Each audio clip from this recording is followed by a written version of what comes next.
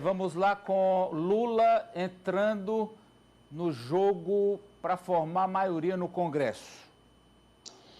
Hoje o presidente já participou de um evento aqui no Palácio do Planalto, não falou nada sobre isso, mas essa semana está previsto uma série de encontros aqui com líderes de partidos que compõem o governo, mas que não estão entregando esse apoio ao governo. Ele já cobrou ao ministro da Secretaria de Relações Institucionais, Alexandre Padilha, em evento durante a semana passada, dizendo que ele tem que ter a mesma articulação que teve ao unir os mais de 200 integrantes do Conselhão, né, aquela reunião que teve semana passada com pessoas de várias áreas, de vários setores, né, que realmente são conselheiros do governo. Então, ele diz que Alexandre Padilha tem que desenvolver essa mesma função no Congresso Nacional. Há muitas críticas dos próprios líderes lá do Congresso de que o governo não tem ouvido as demandas do Congresso, não tem liberado emendas, não tem liberado os cargos do segundo e terceiro escalão e, portanto, o Lula decidiu pessoalmente marcar essas reuniões a partir dessa semana. Ele vai receber os líderes do PSD de Dado, MDB, União Brasil, que é um partido ali que foi importante para a conjectura, a formação dos ministérios, mas que não tem dado esse apoio na integralidade, e do PSB, que é o partido do vice-presidente Geraldo Alckmin. Apesar dos 9 partidos que compõem o primeiro escalão aqui do governo, os ministérios, Lula ainda não tem essa base no Congresso Nacional e ele mesmo reconhece, assim como o presidente da Câmara, Arthur Lira. Tem votações importantes pela frente. Eu quero juntar o que você trouxe com uma fala do deputado Merlong, Apoliana, que a manchete é da Apolina, eu acho. Talvez, mandasse. Talvez, a Apolina está dizendo, e eu já tinha falado isso, o deputado Merlong está reproduzindo o que eu falei. Olha aí, vai lá, Apoliana. Amadeu, o deputado Merlong saiu em defesa, né, ao ministro Alexandre Padilha, justamente diante dessas reclamações de partidos da base de que ele não estaria congregando esse grupo político, não estaria sentando para conversar. E aí Merlong disse que o problema não é o ministro, mas sim o modo como o próprio governo tem que conduzir os seus trabalhos e o que diz a manchete, né, ter bala na agulha. Vamos lá. O problema não está no Alexandre Padilha, o problema está em que o governo parece que não compreendeu ainda que a situação em que ele assumiu agora é muito diferente da situação em que assumiu em 2003. Assumiu com o país dividido, forte desde a eleição, continua dividido, assumiu em grande minoria no Congresso Nacional, sobretudo na Câmara Federal, onde a esquerda só tem cerca de 130 votos. E numa situação de crise econômica grave que precisa dar resultados rapidamente, porque só as políticas sociais já não são grande novidade, elas já são uma conquista do povo brasileiro, de modo que é preciso sim alterar a qualidade do diálogo com o Congresso Nacional, empoderando o Alexandre Padilha, para que as coisas que ele acerte sejam executadas com mais celeridade. A questão não é quem negocia, a questão é quem negocia. Tem bala na agulha? Silas. Eu acho que o Padilha está sem tinta na caneta. Ele tem um outro grande problema que é o próprio PT.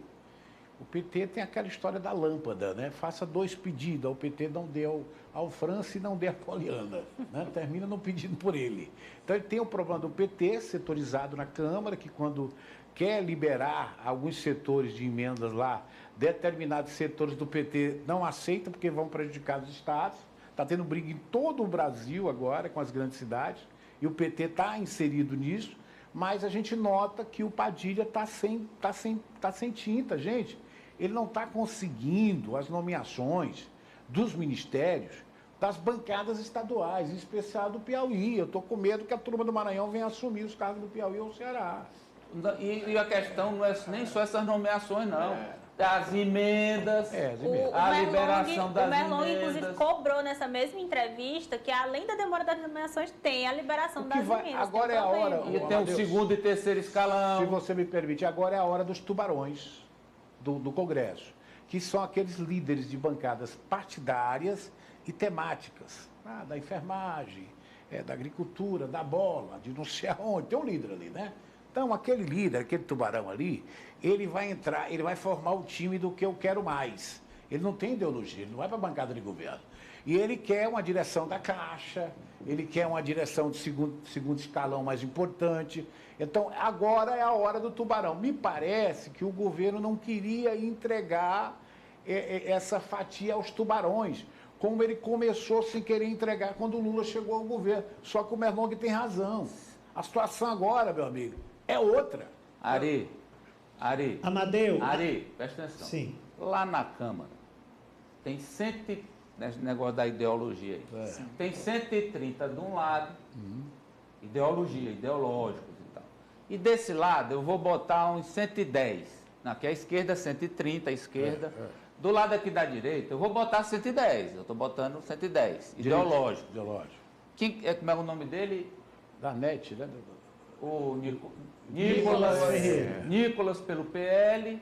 Eu estou botando aqui. A turma do YouTube, né? Kim Kataguiri e aquele do Novo. Como é o nome dele? Van Hatten. Van Hatten. Certo? Tem 110. Tem. Essa meiuca aqui não tem negócio da ideologia, porque eu vou para um lado. Não, quer saber? Tem cargo, tem ocupação de espaço, tem emenda ou não tem.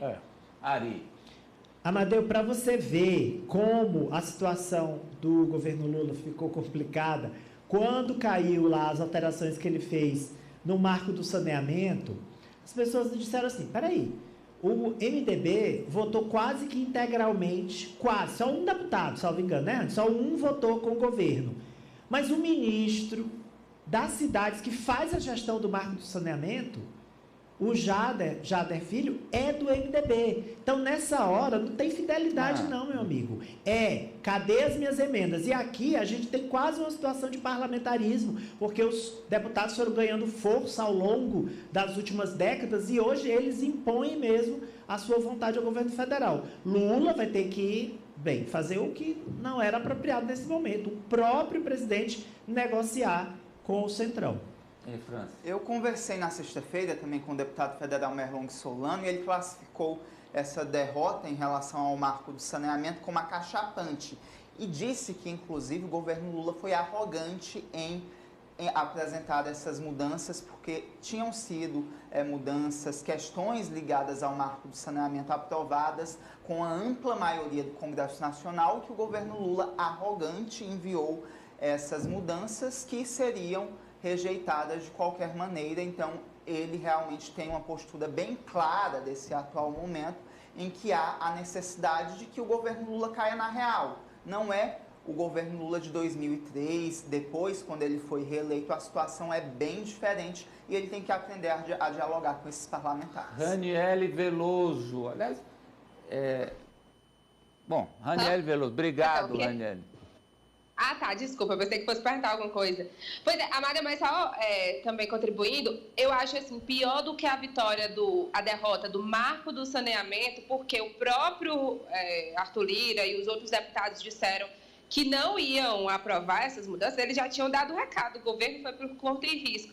Pior do que essa foi a questão de nem ter votado o PL das fake news. O jeito foi aprovado, mas o projeto foi retirado. E isso é encarado como uma derrota pior, porque as outras eram consenso, tanto pela reprovação, como é o caso do marco do saneamento, como para a aprovação futura da reforma tributária do arcabouço fiscal. Tchau, tchau. Obrigado, Raniele Veloso. E eu acho o presidente tem que entender o seguinte, ele foi eleito, 50 e quantos milhões, 60, sei lá. Mais de 60. 60 milhões de votos, foi eleito, muito bom, o povo votou para ele. Mas os deputados que estão lá, dos 513, também foram votados por esse mesmo povo. Os senadores que estão lá também foram votados por esse mesmo povo. Então tem que compartilhar. O governo, a administração, tem que ser. Hoje é assim, ou então não governa.